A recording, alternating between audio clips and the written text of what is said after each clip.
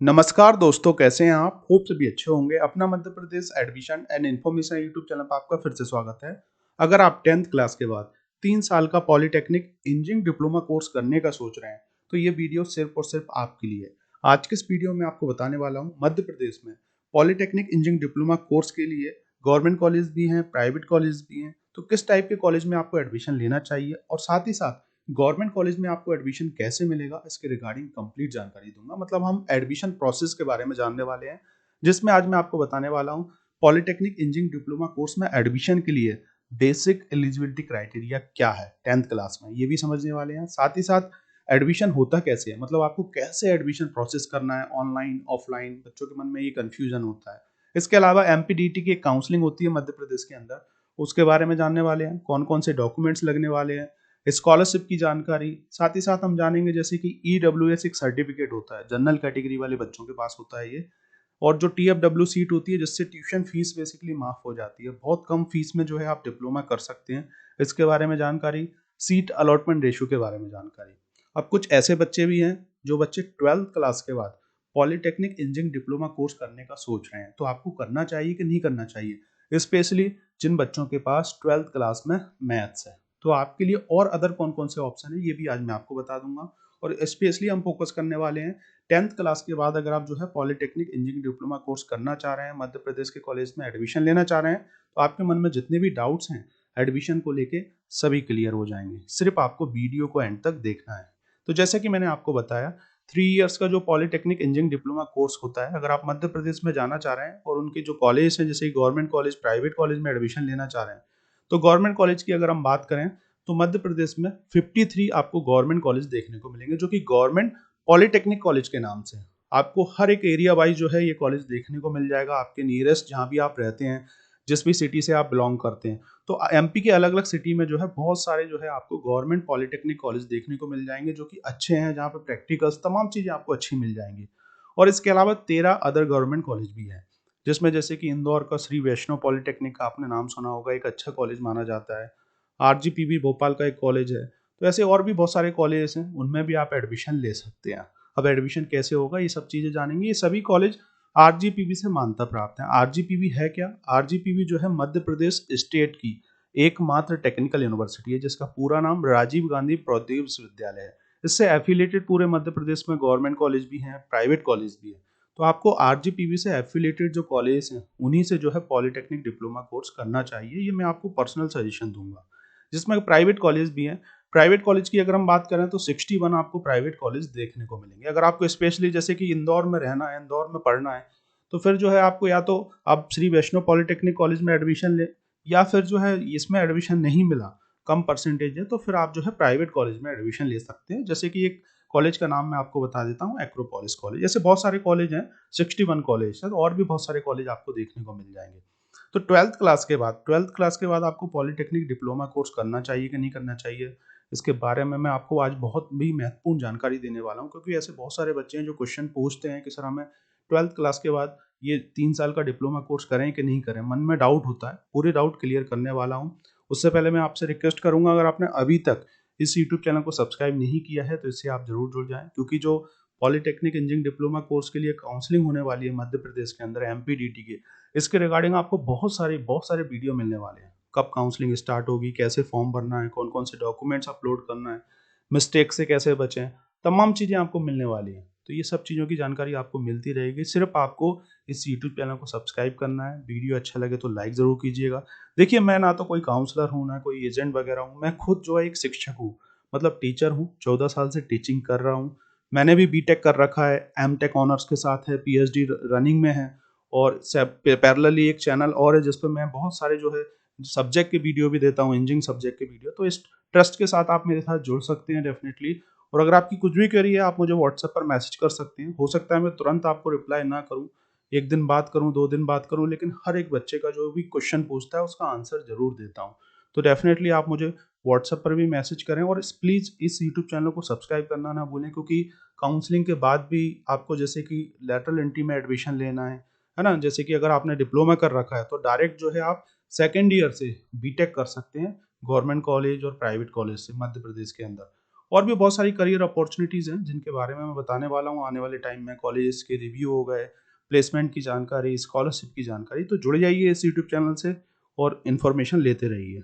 अब हम बात करने वाले हैं बेसिक एलिजिबिलिटी क्राइटेरिया के बारे में। अगर आप जैसे कि डिप्लोमा कोर्स में एडमिशन लेना चाह रहे हैं मध्य प्रदेश के अंदर, तो सबसे पहले जो है आप जैसे कि 10th पास लगने वाला है। 10th फेल है तो नहीं एडमिशन हो पाएगा। 10th पास की जो है आपको मार्कशीट लगेगी। इसमें मिनिमम परसेंटेज कुछ ऐसा लिमिट नहीं है। अगर आप पास हैं डेफिनेटली सभी सब्जेक्ट में, तो आपको एडमिशन मिल जाएगा। और स्पेशली जो बच्चे माइनिंग ब्रांच लेना चाह रहे हैं, इसमें एक माइनिंग ब्रांच होती है, तो इसमें एज जो है आपकी 16 साल से ऊपर होना चाहिए और इसमें गर्ल्स नहीं जा सकती इस ब्रांच के लिए। इसका ध्यान रखें। बहुत से ऐसे बच्चे हैं जो स्पेशली माइनिंग से ही इंजीनियरिंग करना चाह रहे हैं, मतलब डिप्लोमा करना चाह रहे हैं, तो इस चीज़ का आपको ध्यान रखना है। गर्ल्स नहीं कर पाएंगी और एज आपका जो है 16 साल से ऊपर होना चाहिए। अगर आप जैसे ग्रेस के साथ पास हैं तब भी जो है आप एडमिशन ले सकते हैं। और अदर ब्रांच में जैसे कि सीएस ब्रांच हो गया, मैकेनिकल ब्रांच हो गई, और भी बहुत सारी ब्रांच है जिनके रिगार्डिंग मैं आपको आने वाले टाइम में वीडियो देने वाला हूँ। इसलिए इस यूट्यूब चैनल से आप जुड़ें कि कौन सी ब्रांच आपके लिए सबसे बेहतरीन रहेगी। अब देखिए, इसमें कोई टेस्ट नहीं होता है। जो एडमिशन होता है ना, उसमें टेस्ट नहीं होगा, मेरिट बेस पे होगा। आपकी 10th की जो भी परसेंटेज होगा उसकी बेस पे एक मेरिट बनती है और उसी की बेस पे एडमिशन मिलेगा, चाहे गवर्नमेंट कॉलेज हो चाहे प्राइवेट कॉलेज हो। तो आपको कहीं कोई टेस्ट नहीं देना है, सिर्फ काउंसलिंग में पार्टिसिपेट करना है और उस काउंसलिंग में नाम आ जाएगा, एडमिशन हो गया, फीस जमा करके कॉलेज जाना चालू कर देंगे। कौन सी काउंसलिंग है इसके बारे में जानने वाले हैं। तो कैसे एडमिशन प्रोसेस करना है, आपने 10th पास कर लिया, सब चीज़ें आपने कर रखी हैं, टेस्ट जैसे मैंने बताया देना नहीं है, तो मध्य प्रदेश के अंदर एक एमपीडीटी की काउंसलिंग होती है। इस काउंसलिंग में फॉर्म फिल करना होता है। ऑनलाइन ये काउंसलिंग होती है, ऑफलाइन कुछ भी नहीं होता। तो ये काउंसलिंग है क्या, इसके बारे में नेक्स्ट स्लाइड में हम जानने वाले हैं डिटेल में। इसको आप अच्छे से समझिएगा, कैसे करना चाहिए, क्या है, पूरा प्रोसेस मैं आपको बता दूंगा। ये काउंसलिंग अगर आपको करना है तो आप जैसे कि साइबर कैफ़े पे जाके करवा सकते हैं, आपके नियरेस्ट जहाँ भी है। एमपी ऑनलाइन के जितने भी सेंटर हैं, या खुद भी कर सकते हैं। अगर आप एक्सपर्ट हैं तो खुद भी कर सकते हैं घर से काउंसलिंग। फॉर्म फिल करना होता है। तो देखिए, ये एमपीडीटी की जो काउंसलिंग है, मध्य प्रदेश गवर्नमेंट हर साल ये काउंसलिंग कंडक्ट कराता है, जिसके थ्रू जो है आप डिप्लोमा पॉलिटेक्निक इंजीनियरिंग कॉलेज में एडमिशन ले सकते हैं। और ये काउंसलिंग पूरी ऑनलाइन होती है, ठीक है ना। इसमें जो है 3 राउंड होते हैं, फर्स्ट राउंड, सेकंड राउंड और सीएलसी राउंड। मतलब राउंड का ये मतलब है कि पहला काउंसलिंग आपकी स्टार्ट हो जाएगी, जो भी डेट आएगा, डेट के रिगार्डिंग मैं आपको बता दूंगा जैसे ही 10th का रिजल्ट आ जाता है एमपी के अंदर, और उसके कुछ टाइम बाद जो है ये काउंसलिंग प्रॉपर स्टार्ट हो जाती है। कहाँ देखना है, जैसे कि मैंने बताया, गूगल पर आप एमपीडीटी सर्च करेंगे तो इसकी पूरी एक वेबसाइट है। इसकी एक वेबसाइट है, उस वेबसाइट पे जो है पूरी काउंसलिंग प्रोसेस करना होती है। साइबर कैफ़े वाला भी बता देगा, एमपी ऑनलाइन वाला भी बता देगा, तमाम लोग आपको जो है इसकी इन्फॉर्मेशन दे देंगे। तो इसमें जो है जैसे कि मैंने बताया आपको, ये 1 डेढ़ महीने काउंसलिंग चलती है। तो पहले 15 दिन जो है फर्स्ट राउंड चलेगा, जैसे 15 दिन या 20 दिन, जो भी, मैं पर्टिकुलर डे फिक्स नहीं कर रहा हूँ। जो भी डे होगा, 13 दिन 15 दिन जो है आपका फर्स्ट राउंड चलने वाला है। तो ये जो फर्स्ट राउंड है, फिर सेकंड राउंड, मतलब जैसे कि फर्स्ट राउंड में आपको कॉलेज मिल गया तो अच्छी बात है। बहुत से ऐसे बच्चे हैं जो डेट ही निकल जाती है, तो उस पर उनके लिए सेकंड राउंड है भैया। फिर सीएलसी राउंड है, तो जिसमें भी आप पार्टिसिपेट करेंगे कॉलेज आपको मिल जाएगा, है ना। अब फर्स्ट राउंड में ये है कि कॉलेज भर जाता है, बहुत से कॉलेज भर जाते हैं। सेकंड राउंड में भी, पर सीएलसी राउंड में बहुत कम कॉलेज बचते हैं, है ना। तो इसमें करना क्या है, जैसे कि मैंने बताया, ऑनलाइन फॉर्म फिल करना है आपको, इसकी वेबसाइट पे जाके, एमपीडीटी की वेबसाइट पे जाके, वहाँ पे रजिस्ट्रेशन करना होता है। पासवर्ड आईडी आपका बन जाएगा 10th के रोल नंबर के बेस पे। फिर आपको चॉइस फिलिंग करना होती है, मतलब लिस्ट बनाना होती है, और उसमें आपको जो है लिस्ट डालना पड़ती है, जिसमें 10 मिनिमम कॉलेज और मैक्सिमम आप कितने भी डाल सकते हैं। तो जो टॉप कॉलेज आपको डालना है आपके एरिया के आसपास के, उन कॉलेजों के नाम, उन कॉलेजों की ब्रांच आप डालेंगे, ब्रांच वाइज।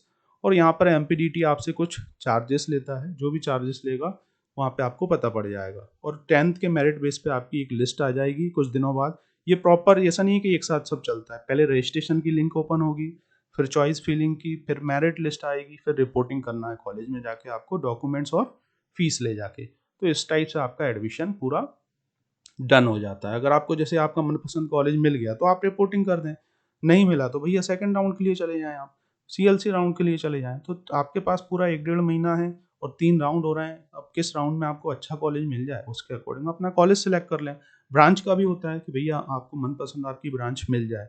तो ये पूरी काउंसलिंग होने वाली है, जिसके रिगार्डिंग आने वाले टाइम में बहुत सारे वीडियो मिलने वाले हैं। डेफिनेटली आप जुड़िए इस यूट्यूब चैनल से, बहुत बेनिफिट मिलेगा। अब हम बात करने वाले हैं कौन कौन से डॉक्यूमेंट्स लगने वाले हैं। तो देखिए, सभी डॉक्यूमेंट्स आप बनवा के रख लें। मैं आपसे कहूँगा अपने पेरेंट्स से बोल दें। जैसे कि 10th की मार्कशीट तो आपको मिल जाएगी कॉलेज से, तो इसका रोल नंबर वगैरह आपको लगेगा, और इन सब की फ़ोटोकॉपी भी करवा के रख लें, क्योंकि ये फ़ोटोकॉपी जमा भी करना होती है, 2 सेट फ़ोटोकॉपी।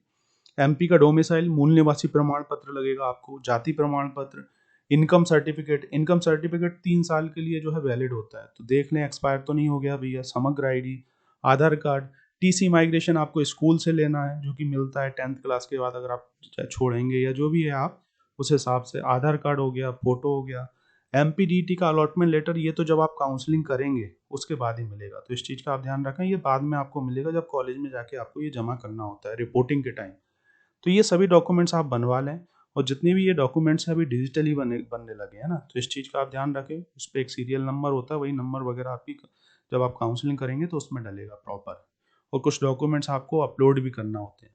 तो ये सभी डॉक्यूमेंट्स लगने वाले हैं, हो सकता है 1-2 डॉक्यूमेंट्स रह गया हो तो उसको भी बनवा लें, और सभी की फ़ोटोकॉपी करा के एक अपने पास भी रखें, क्योंकि कुछ आपको ओरिजिनल तो नहीं जमा करना पड़ेगा, 10th की मार्कशीट और जो कैटेगरी सर्टिफिकेट है आपके, जाति प्रमाण पत्र, मूल निवासी, सबकी फ़ोटोकॉपी लगेगी। बाकी आपको टीसी माइग्रेशन ज़रूर ओरिजिनल जमा करना होता है, तो इस चीज़ का भी आप ध्यान रखें। अब हम बात करने वाले हैं स्कॉलरशिप के बारे में।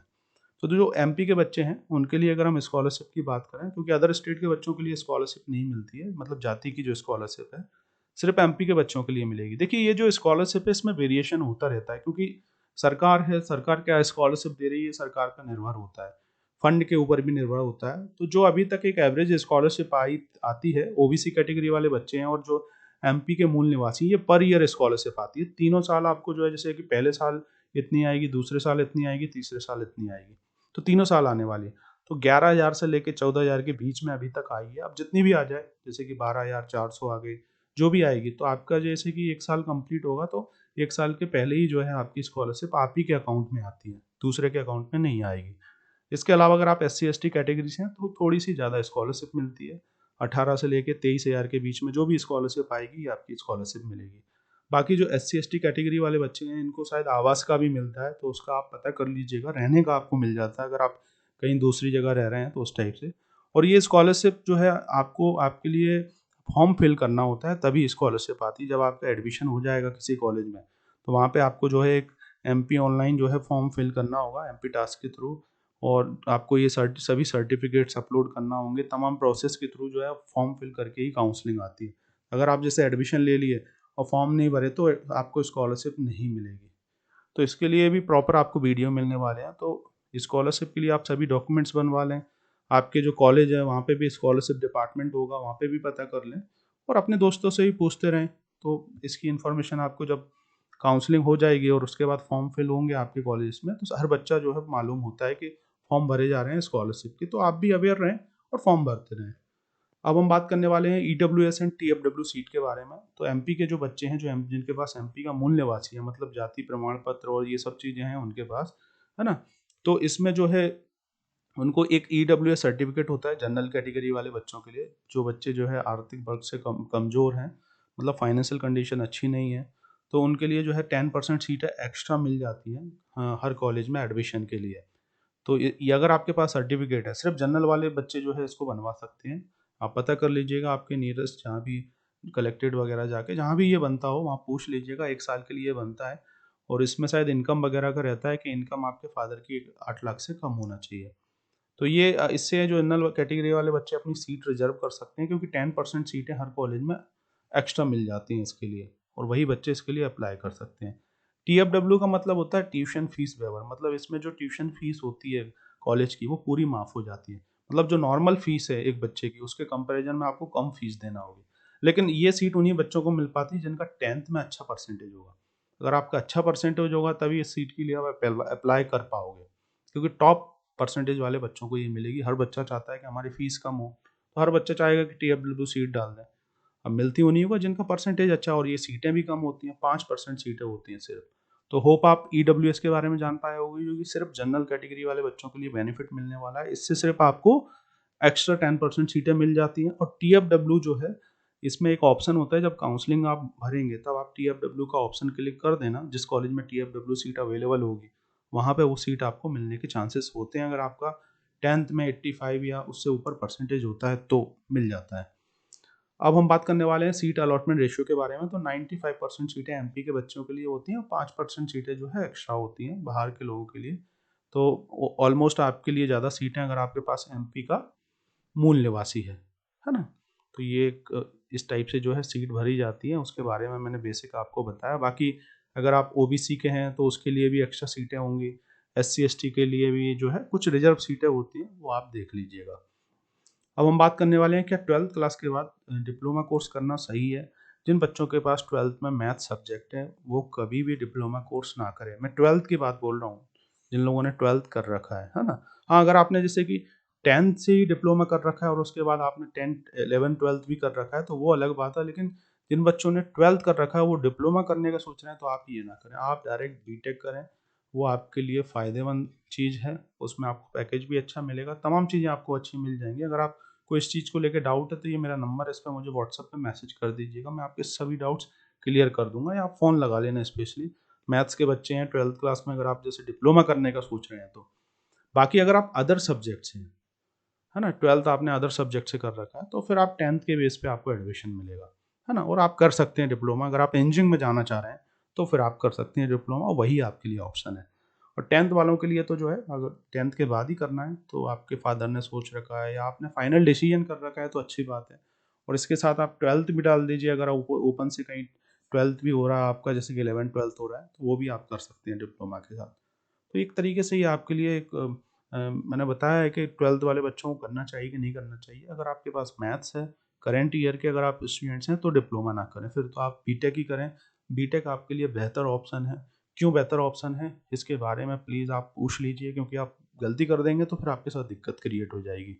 तो होप आप डिप्लोमा कोर्स के बारे में कंप्लीट इन्फॉर्मेशन जान पाए होंगे, उससे जुड़ी हुई एडमिशन के बारे में कंप्लीट इन्फॉर्मेशन जान पाए होंगे। प्लीज़ वीडियो को लाइक करें, सपोर्ट करें, सब्सक्राइब करना ना भूलें। आगे भी मैं आपको बहुत सारे करियर गाइडेंस आपको देता रहूँगा। जहाँ आप फँसेंगे, जहाँ पे रुकेंगे, वहाँ पे मैं हमेशा आप लोगों के साथ खड़ा हूँ। सामने कॉन्टैक्ट नंबर है, मेल आईडी है, मेल भी कर सकते हैं। Thank you for watching this video. मिलते हैं नेक्स्ट वीडियो में कुछ और इन्फॉर्मेटिव वीडियो के साथ, जो कि होगा आपके लिए सिर्फ़ और सिर्फ़ हेल्पफुल।